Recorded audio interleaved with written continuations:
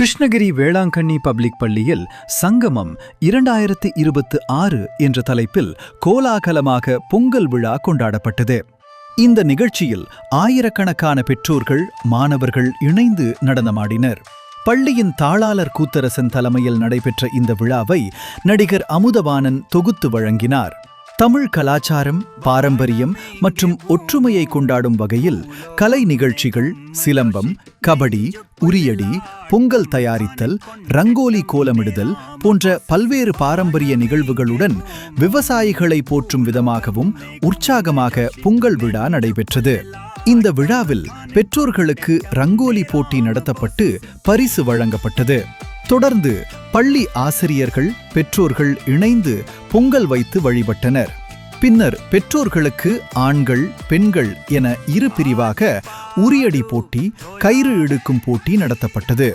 இந்த அனைத்து போட்டிகளிலும் கலந்து கொண்ட அனைவருக்கும் பரிசுகள் வழங்கப்பட்டது.